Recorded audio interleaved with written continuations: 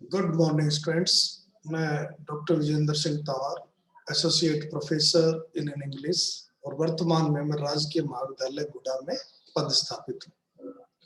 इस कोरोना काल में जो वीडियो सीरीज बनाई जा रही है आपकी सुविधा के लिए, उसी कड़ी में जो आज का जो वीडियो है वो है उन विद्यार्थियों के लिए जिनकी क्लास है BA part second, subject English literature, paper first. और आज इसमें हम जो गिव पटेल की पोएम है ऑन किलिंग ए ट्री, उसकी क्रिटिकल अप्रिसिएशन के बारे में बातचीत करने जा रहे हैं।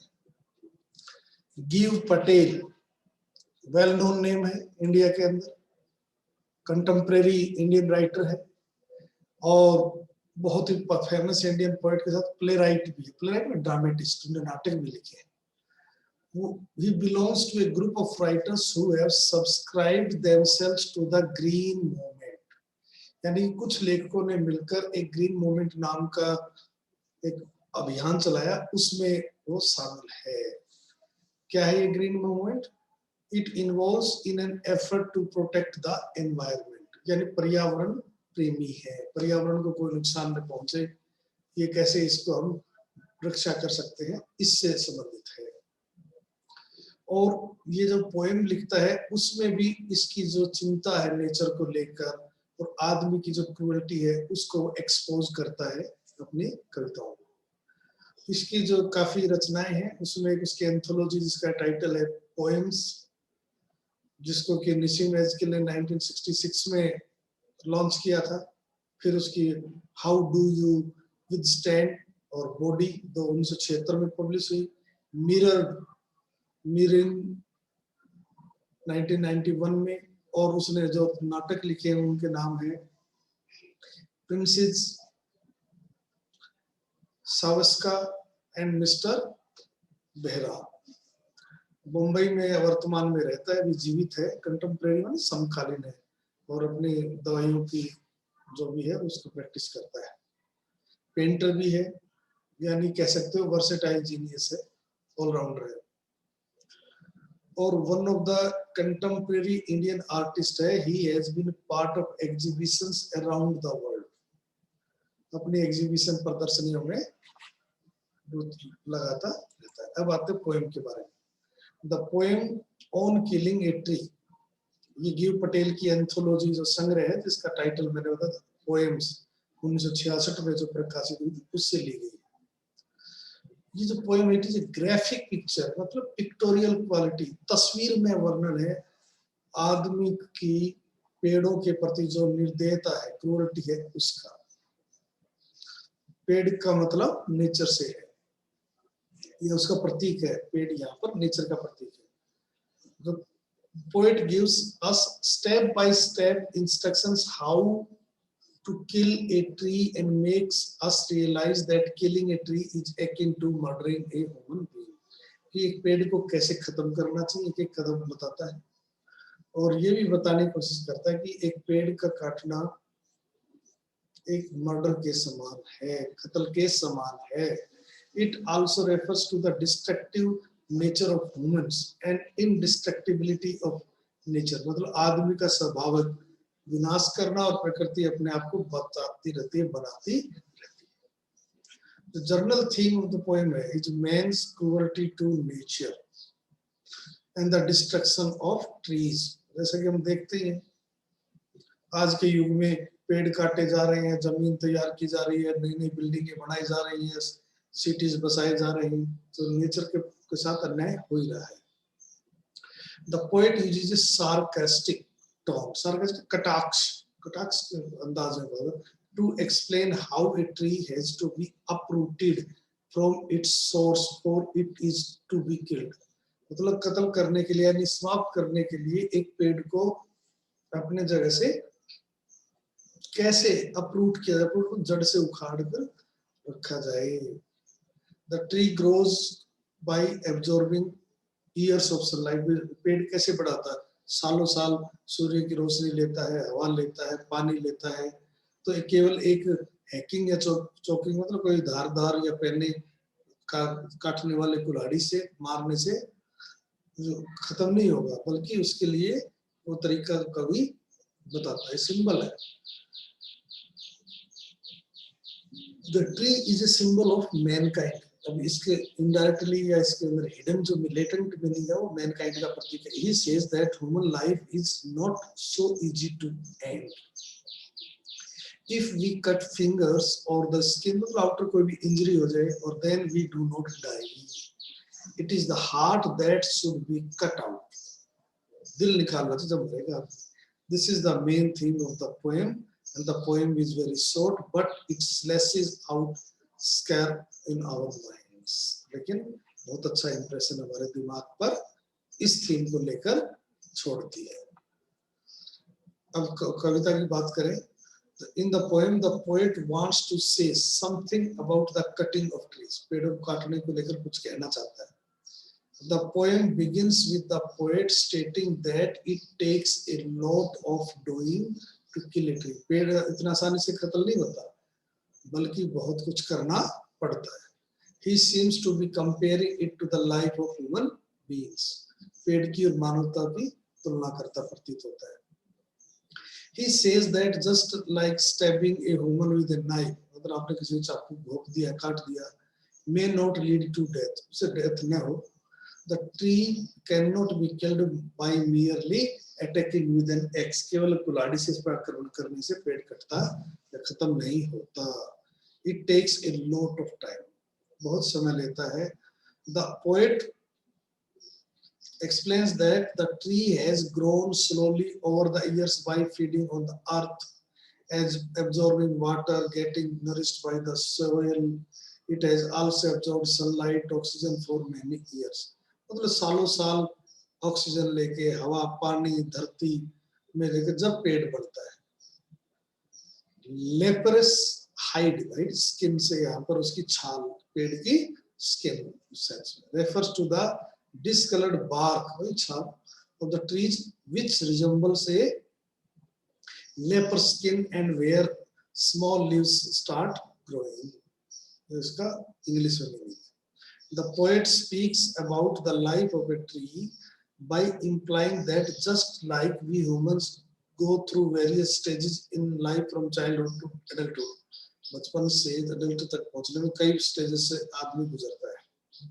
The tree also takes years of nourishment to grow. इसी प्रकार सालों साल पोस्ट लेकर पेड़ बड़े होते हैं। Humans also need the same basic things like oxygen and water to survive. मानव को भी ऑक्सीजन, पानी की जरूरत पड़ती है, पेड़ों को भी इनकी जरूरत पड़ती है। Also the poet might be referring to the other needs of humans like love, friends, family, society. इनकी बात कर रहा है। A person's mind and soul is nourished by these things as one grows up. जैसे जैसे आदमी बड़ा होता है उसका दिमाग उनके इमोशन से प्रेरणा लेकर प्रेरित होता रहता है।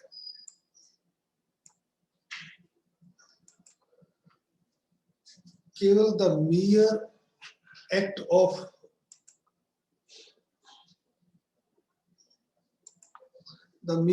of hacking and chopping, कोई हैकिंग वाले काटना chopping is not enough to kill a tree.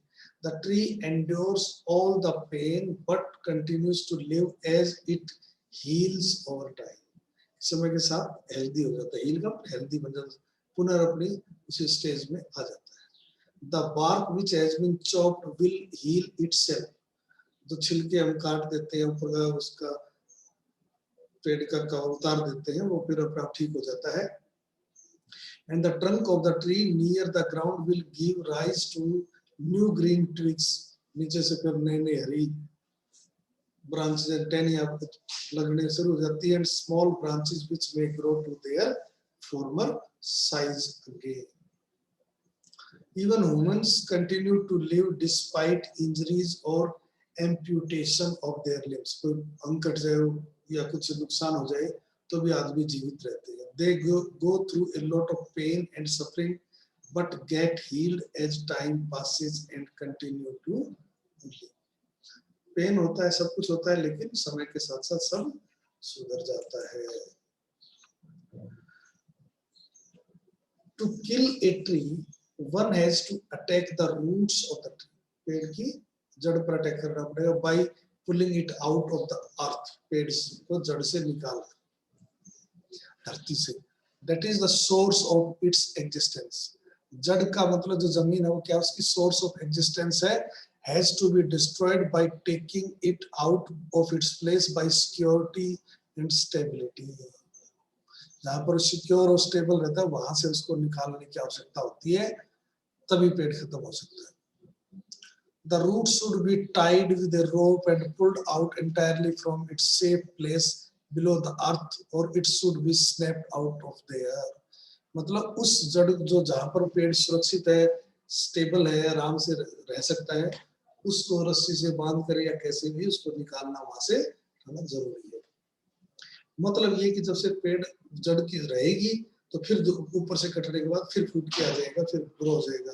लेकिन अगर आपने उसको जड़ समेत निकाल दिया तो परमानेंट खत्म हो जाता है। यही आदमी का है, उसकी जड़ों को, उसके सारे खत्म करना जरूरी होता है। The root, which is the source of strength for the tree and also the most sensitive part, as it is hidden inside the earth for years. जमीन में दफन थी उसकी जड़ काफी सालों से, must be exposed, उसको expose करना जरूरी हो जाता है। In humans, the source of existence is the heart, which has to be keep functioning for one to remain alive. जीवित रहना है तो दिल का काम करना जरूरी है। अगर दिल काम नहीं करेगा तो फिर वो मामला ही गड़बड़ हो जाता है। A person may not die of injury, मान लो किसी को चोट लग गई, ब्रोकन बोन्स, हड्डी टूट गई, और एम्पुटेशन ऑफ लिम्स, कोई अंग कट गया, but if the heart stops the person dies. लेकिन अगर दिल काम करना बंद कर दे तो आदमी की डेथ हो जाती है। The poet wants to convey that to kill anyone और anything, it must be killed at the heart और सोर्स ऑफ एग्जिस्टेंस। कभी ये कहना है अगर किसी को, व्यक्ति को मारना हो या किसी चीज को खत्म करना, चाहे पेड़ ही हो, तो उसका एग्जिस्टेंस जहां से स्रोत है उसको खत्म कर दो। Similarly a person's family, friends और loved ones might be their source of strength, हो सकते हैं। He may not be hurt in on loss of materialistic things, but if their loved ones or social status is snatched away, अगर उनके जान पहचान के या सोशल स्टेटस छीन लिए जाएं, their soul is deeply hurt and they feel their life is settled, उसके जीवन उनका बर्बाद हो गया। After the roots have been exposed, जैसे जड़ बाहर आएगी, it is only a matter of getting burnt in the sun and choking in the air. Here the burning or scorching may refer to the discoloring of the root and choking may refer to the drying up. सूख जाए, अच्छी तरह से सूख जाए तो फिर जला ली जाए, काम होती है। It goes through browning, hardening and twisting, withering, then it is finally killed. A person may have to go through a lot of suffering before the heart finally comes to a stop and the person dies. Also, when a person is separated from his loved ones or the society, he goes through a lot of painful emotions and the grief until he feels completely broken from within. फिर वो अंदर से टूटा हुआ महसूस करता है और फिर उसकी डेथ हो जाती है। The poem speaks about the cruelty of man towards environment. इस पोएम में जो कवि है वो इस कविता के माध्यम से आदमी जो निर्दयी हो गया, खास करके पर्यावरण को लेकर इसकी बात कर रहा है। The process of cutting trees for urbanization, शहरीकरण के लिए, इंडस्ट्रियलाइजेशन या औद्योगिकरण करने के लिए, has been going on for a long time across many countries. बहुत से देशों में चल रहा है, चाहे दो धंधे लगाने हो, चाहे शहर बसाने हो। The poem is a sarcastic, मतलब कटाक्ष है, take on how a tree should be killed from its roots. कैसे एक पेड़ को अपने जड़ से उखाड़ना चाहिए, इस पर एक sarcastic है, ये कटाक्ष है। From its roots instead of destroying parts of which can grow later, वो तो बाद में grow कर सकते हैं। Through this poem, Giv Patel wants to convey that a tree, just like a human being, is an essential part of this planet. इस धरती का एक बहुत जरूरी हिस्सा है पेड़। Just like we humans go through various stages in our lives from childhood to adulthood, similarly the tree takes years to grow by feeding on sunlight, air and water. सालों साल लग जाते हैं हमें बड़ा होने में, जैसे आदमी को बचपन से एडल्टहुड बनने में लगता है. Human beings can recover from injuries or amputation, कोई cut, but when the heart stops functioning, their life comes to an end. लेकिन जब दिल काम करना बंद कर दे तो अंत हो जाता है. Similarly, in order to kill a tree, its root must be destroyed. इसकी जड़ का डिस्ट्रॉय होना बहुत जरूरी है. अगर क्रिटिकल एप्रिसिएशन में बात करें, the language used in the poem is simple yet remarkable. Simple है लेकिन रिमार्केबल है. It gives a vivid description of the act of cutting a tree. पेड़ काटने का बहुत ही क्लियर वर्णन है इसमें. The tree has been personified. पेड़ का मानवीकरण किया गया है. Hence the word killing instead of cutting has been used. Cutting की बजाय इसलिए killing शब्द यूज किया गया. The poet also uses alliteration and imagery. ये भी इसकी खास बात है. This can be seen in the expression like bleeding bark, leprous hide, anchoring earth. He seems to be using the tone of detachment. तो बिना कोई लगाव के बोल रहा है, in a neutral attitude, but on a closer look, it is observed that he is grimly mocking at man's cruelty towards trees and nature. बहुत ही गंभीरता से इसका मजाक उड़ा रहा है आदमी की निर्दयता जो पेड़ों और प्रकृति के प्रति है उसका. He also uses irony and sarcasm. कटाक्ष और विडंबना का भी यूज करता है. View Patel gives a very important message in his poem on killing a tree. बहुत important message इस poem में दिया गया है. Trees feel pain, grief, suffering, sorrow, joys as sensitively as human beings do. पेड़ों को भी उतने ही दुख होते हैं जितने आदमियों के होते हैं. चाहे ग्रीफ की बात हो जो सब उतने ही वो महसूस करते हैं. So we should never hurt them. इसलिए हमें उनको नुकसान नहीं पहुंचाना चाहिए. The poet reminds us that we have not inherited these green trees for our use. हमें केवल अपने यूज के लिए इनको विरासत में नहीं मिला है ये पेड़ों को. They are held by us in trust for our future generation. बल्कि हमें विश्वास करके उनको हमारे भविष्य की पीढ़ियों के लिए रखना है. It is therefore our sacred duty to conserve trees as a legacy for future. इसलिए हमारी पवित्र ड्यूटी है कि हम हमारे भविष्य की विरासत के लिए इसको सुरक्षित रखें. There is no particular rhyme scheme followed in this poem. कोई विशेष rhyme scheme नहीं है इस poem में. The poem is divided into 4 stanzas. Each stanza comprises varying lines. अलग-अलग लाइनें सब. The poem is then written in free verse. Free verse में है कोई rhyme scheme. In conclusion, it may be said that the setting of the poem is the modern world. Poem की जो setting modern world है, आधुनिक दुनिया. The world is facing rapid deforestation. मतलब पेड़ों का कटिंग हो रही है for urbanization and industrialization. This world where trees are being killed in the setting of the poem. यही setting है poem. The poet highlights man's systematic destruction of the environment. कि आदमी एक systematic ढंग से environment को नष्ट कर रहा है. The poem powerfully portrays man's carelessness in killing a tree. It is a telling commentary on one of the major environmental issues that encounters modern man. बहुत important मुद्दा है environment का आज के युग में और उसको कवि ने बहुत शानदार ढंग से प्रस्तुत किया है.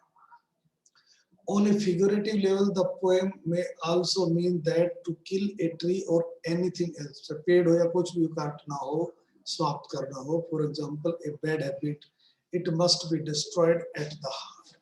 उसको उसकी जड़ से मिटाना चाहिए. Hence, the title is appropriate and it drives the poet's point home in a superb way. कवि ने जो टाइटल यूज किया पोएम को बहुत ही appropriate और ठीक है और बड़े शानदार ढंग से अपनी बात प्रभावशाली ढंग से कहने में कवि सफल रहा है. Thank you very